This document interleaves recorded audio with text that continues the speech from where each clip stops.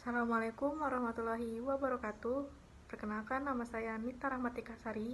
Bersama dengan teman saya ada Nur Anissa Rahayu, Rosiko, dan juga Rida Nuryanti akan menyampaikan materi tentang pengolahan air limbah rumah sakit dengan sistem lumpur aktif. Lumpur aktif merupakan salah satu metode yang digunakan untuk pengolahan air limbah. Lumpur aktif adalah sebuah proses untuk mengolah limbah cair dengan metode biologi. Metode biologi sendiri merupakan sebuah metode di mana pengolahan limbah cair menggunakan biomasa atau mikroorganisme. Fungsi biomasa ini adalah sebagai pengurai polutan organik yang ada pada limbah, yang mana menjadi lumpur aktif. Sistem lumpur aktif ini juga mempunyai prinsip dasar, yaitu terdiri atas dua unit proses utama, yaitu bioreaktor atau tangki aerasi, dan tangki sedimentasi. Dalam sistem lumpur aktif ini, limbah cair dan biomasa dicampur secara sempurna dalam suatu reaktor dan diaerasi. Saat ini, penggunaan lumpur aktif dalam proses pengolahan air limbah sering digunakan, salah satunya untuk mengolah air limbah rumah sakit. Rumah sakit sendiri merupakan salah satu sarana pelayanan kesehatan. Limbah yang dihasilkan dari semua kegiatan rumah sakit dapat berupa limbah padat, limbah cair, maupun gas. Limbah cair rumah sakit merupakan limbah infeksius yang masih perlu pengelolaan sebelum dibuang ke lingkungan. Salah satu pengolahan air limbah rumah sakit yaitu dengan sistem lumpur aktif. Hal ini dikarenakan lumpur aktif dapat mengolah air limbah dengan BOD yang besar, sehingga tidak memerlukan tempat yang besar serta cocok untuk pengolahan air limbah dalam jumlah yang besar. Dengan pengolahan yang baik, limbah cair rumah sakit tersebut dapat diminimalkan dan jika dibuang ke lingkungan tidak menimbulkan dampak negatif bagi lingkungan hidup. Pengolahan limbah cair bertujuan untuk mengurangi unsur-unsur pencemar dari air limbah dan untuk mendapatkan effluents yang memiliki kualitas yang dapat diterima oleh badan air penerima tanpa adanya gangguan fisika, kimiawi, maupun biologi. IPAL di rumah sakit ini dibangun dengan tujuan untuk mengurangi serta menghilangkan bahan-bahan berbahaya yang terkandung dalam air limbah rumah sakit. IPAL rumah sakit menggunakan sistem lumpur aktif yang memanfaatkan mikroorganisme, terdiri dari 95 bakteri, sisanya yaitu protozoa, rotifer, dan jamur sebagai katalis. Proses lumpur aktif merupakan proses aerasi, yaitu menggunakan oksigen. Pada proses ini, mikroba tumbuh dalam lumpur yang terurai, sehingga terjadi proses degradasi. Proses ini berlangsung dalam reaktor. Lumpur secara aktif mereduksi substrat yang terkandung di dalam air limbah. Ada beberapa tahapan dalam pengolahan air limbah menggunakan sistem lumpur aktif. Yang pertama, tahap awal. Pada tahap ini dilakukan pemisahan kotoran-kotoran yang besar seperti kayu, kerikil, pasir, binatang, dan lain-lainnya. Sisa-sisa partikel digiling agar tidak merusak alat dalam sistem, dan limbah dicampur agar laju aliran dan konsentrasi partikel konsisten.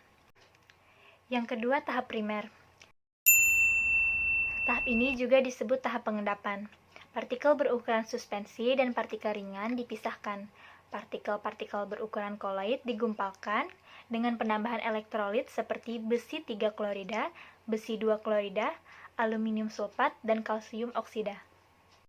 Yang ketiga, tahap sekunder. Meliputi dua tahap, yaitu tahap aerasi dan pengendapan. Pada tahap aerasi, oksigen ditambahkan ke dalam air limbah yang sudah dicampurkan dengan lumpur aktif untuk perkembangbiakan mikroorganisme dalam lumpur. Dengan agitasi yang baik, mikroorganisme dapat melakukan kontak dengan materi organik dan anorganik, kemudian diuraikan menjadi senyawa yang mudah menguap, seperti hidrogen sulfida dan amonia, sehingga mengurangi bau air limbah. Kemudian tahap selanjutnya dilakukan pengendapan. Lumpur aktif akan diendapkan kemudian dimasukkan ke tangki aerasi, sisanya dibuang. Yang terakhir, tahap tersier. Tahap ini disebut juga tahap pilihan. Tahap ini biasanya untuk memisahkan kandungan zat-zat yang tidak ramah lingkungan seperti senyawa nitrat, fosfat, materi organik yang sukar terurai, dan padatan anorganik. Selanjutnya, bagian-bagian dalam pengelolaan air limbah dengan menggunakan sistem lumpur aktif. Pertama-tama, air limbah yang berasal dari rumah sakit ditampung ke dalam bak penampung air limbah. Bak penampung ini berfungsi sebagai bak pengatur debit air limbah serta dilengkapi dengan saringan kasar untuk memisahkan kotoran yang besar. Kemudian, air limbah dalam bak penampung dipompa ke bak pengendap awal. Bak pengendap awal berfungsi untuk menurunkan padatan tersuspensi sekitar 30-40%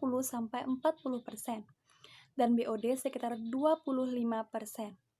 Air limpasan dari bak pengendap awal dialirkan ke bak aerasi secara gravitasi.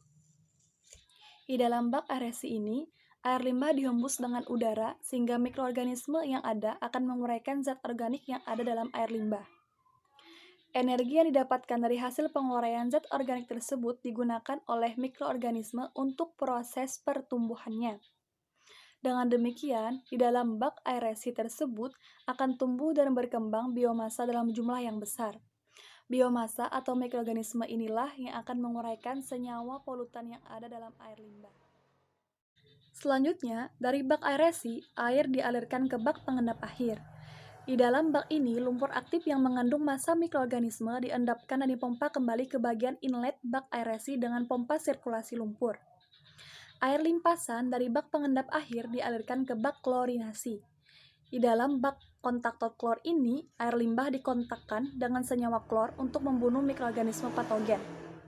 Air olahan, yakni air yang telah keluar dari proses klorinasi, dapat langsung dibuang ke sungai atau saluran umum. Dengan proses ini, air limbah dengan konsentrasi BOD tertentu dapat diturunkan kadar BOD-nya. Nah, jadi surplus dari bak pengendap awal maupun akhir ditampung dalam bak pengering lumpur, sedangkan air resapannya ditampung kembali di bak penampung air limbah.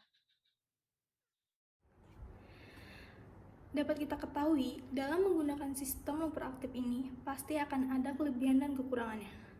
Kelebihannya ini yaitu dapat mengolah air limbah dengan BOD yang besar sehingga tidak memerlukan tempat yang besar. Proses ini juga cocok digunakan untuk pengolahan air limbah dalam skala yang besar.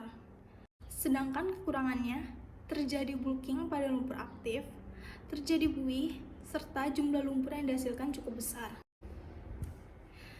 Sistem lumpur aktif ini juga memerlukan biaya yang cukup besar karena sistem lumpur aktif ini memerlukan peralatan mekanis. Sekian penjelasan dari kami tentang pengolahan air limbah menggunakan sistem lumpur aktif.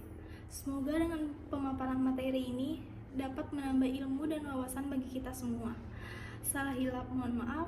Wassalamualaikum warahmatullahi wabarakatuh.